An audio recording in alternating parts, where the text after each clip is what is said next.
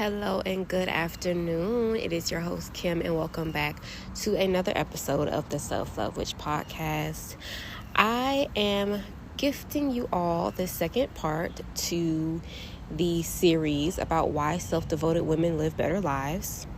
And this topic is going to be surrounding the aspect of how self-devoted women are naturally strategic and intentional with all that they do, and why that puts them in a better position. So over time, I have been doing a bit of a self-social experiment, if you will. I've been analyzing my self-perception. I've been analyzing how I impact people and how my presence impacts rooms, XYZ. And I've been realizing how I can use that to put me in better positions overall.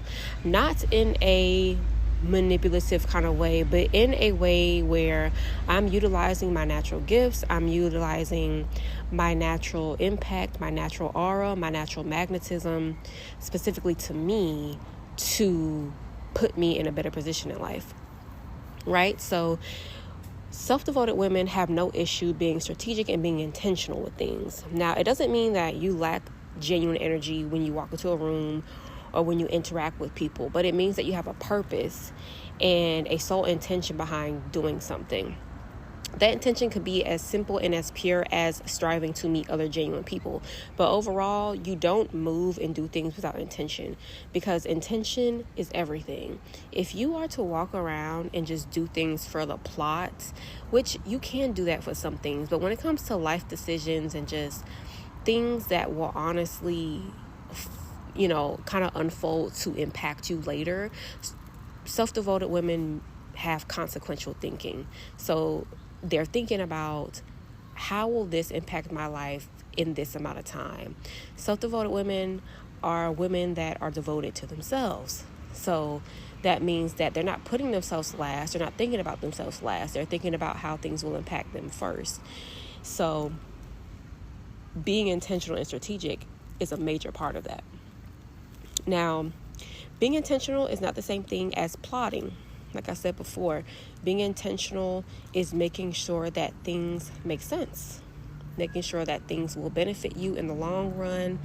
And it comes with learning to be okay to be selfish, and understanding that being selfish when it comes to making sure that you have what you deserve and you are around things and people that compliment you, and you are emphasizing the law of proximity and making sure what is around you will benefit you and reflects who you want to be and who you are, then that's a great skill to have. So backtracking off of that, I wrote down a list. So like I said, being intentional is not the same as plotting. Next, every room needs to make sense, such as common sense, or sense, as in money. Now, making sense is just making sure that when you're sitting with yourself and you're looking around the room, it makes sense as to why you're there. If it does not make sense as to why you're there and why you're around certain people and why you're in certain areas or in certain environments, if it doesn't make sense and doesn't make you feel confident at the end of the day, doesn't make you feel like you are doing something beneficial for yourself, then that's not you putting you first. And a self-devoted woman is a woman that is going to make sure that things will always benefit her in the end. Now, when we get to the money aspect, same with just daily life choices. Financial intelligence and financial stability is very important for a woman to be able to be self-devoted, because when you are in survival mode, you are not able to think about yourself like you would like to. Your purpose and your reasonings for doing things stem off of survival rather than things that tend to your joy and things that tend to your purpose. And self-devoted women honestly make their financial stability a huge priority, because they realize if a woman is not financially secure, she becomes very dependent on other people. She becomes dependent on what happens to her rather than being able to alchemize and get herself out of situations. That is a very important skill, to remain independent and to remain very free, which is something that every woman should strive to feel. Now, being around unaligned energy is too expensive, which brings me to this next point. Unaligned energy can knock you off of your pivot so quickly, and self-devoted women know that, which is why self-devoted women that you may meet are so strict, and why we are so cutthroat when it comes to the people around us, and when it comes to when people do crazy things or weird things around us. It's because self-devoted women, we get to this point of self-devotion and realizing how important it is within this society, because we realize how many women put themselves last, and how at the end of the day, when women get older and when they reflect over their lives, how much they regret how much they didn't put themselves first in situations and in just their life journey and just their life decisions. You know, as someone who has a mother who did have a certain mentality at some point about how she stayed in a position for her kids, even talking to her now that I'm older, she does say, you know, she wishes that she would have put herself first, because certain aspects of self-devotion, it requires a lot of us to analyze our fears and to analyze why we think we can't do some things, and why we think putting ourselves first is selfish, or more so harmful to others, or could end in tragedy. And breaking down that fear surrounding choosing yourself and putting yourself first is honestly the first and forefront step to just living a happy and free life as a woman. Now, being around unaligned energy is costly, because it's easy to get distracted. It's easy to get knocked off your game plan. It's easy to get put in situations that could set you back 10 generations, honestly. I feel like as magical women, first and foremost, because we're so in tune with energy, we definitely have to be very observant and very in tune with the people that are around us. Because I will say for myself, from my own experience, I will say I have been around women who have portrayed that they wanted to be my friend, and portrayed that they wanted to support me, and portrayed that we were kindred spirits. And then through observations and through kind of just peeping their life and peeping how they move with me, that was not the case. And you know, when you're a magnetic person and a self-devoted woman, absolutely is going to attract multitudes of people. I don't believe in that saying that you attract what you are all the time, okay? Because light attracts everything. But magnetic women, it has to do with what you respond to, who you respond to. And sometimes we can get tricked. And self-devoted women know how important it is to avoid tricksters and avoid people. See, the bird agrees with me. It's very important to avoid tricksters and to be aware of who is pretending to be a friend, pretending to be a supporter, pretending to be a kindred spirit. Because unaligned energy is very expensive. Sometimes it can cost you your life, you know, and we've seen that in so many different cases. And sometimes it could just be you just not walking into your purpose because you have certain people in your ear that don't support you. It's too expensive to have people who don't support you.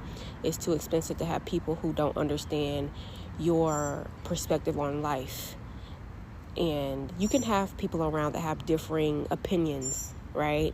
But wholeheartedly, when it comes to you trying to transform your life and transform yourself, it's very important to have a very cutthroat type of strict program when it comes to what you digest, who you speak to, whose opinions you even listen to, XYZ, because it really is that serious, right?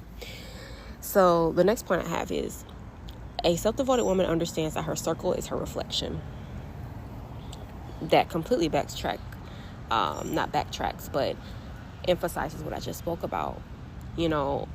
A woman's circle is definitely a reflection of her self-love, her self-worth, her self-respect, her intentions, her expectations, her perspectives on life.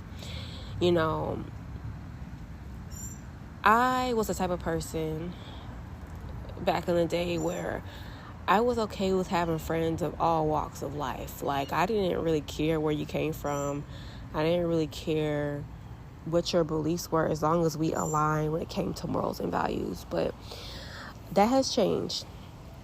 I still require morals and values to be very in sync, but I do care about where you came from. I do care about how you live your life. I do care about how you present yourself, because it is a reflection of me. And the older I get, the more I realize it's not in a judgmental way, but it's in a way that shows that birds of a feather do flock together. And when one good fruit is around molded fruit, eventually things do rub off on each other. And when you're the person that has your life together and is someone that is very committed to your self-growth, when you're around someone who really could care less about that, but you guys get along, eventually either you're going to rub off on them or they're going to rub off on you. And quite frankly, when you're the person that is in this journey of self-growth and you're rubbing off on them, it's great to the point where it helps them, but eventually when you don't have anything to learn from that person, or when that person doesn't really compliment or build you up in any type of way, it can begin to feel very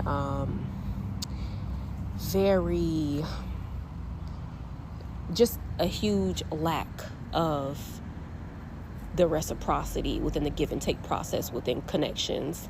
And over time you do pay for that. You do begin to pay for that, whether it's in you just feeling drained at the end of the day, or you just feeling like you would like to speak with or get along or be around people that are where you are mentally. I'm not saying you cannot have friends or people around you that aren't where you are, but I'm saying that eventually you guys do need to be at an equilibrium, because there's no use in being around people that aren't on the same wavelength, because eventually it messes with the frequency,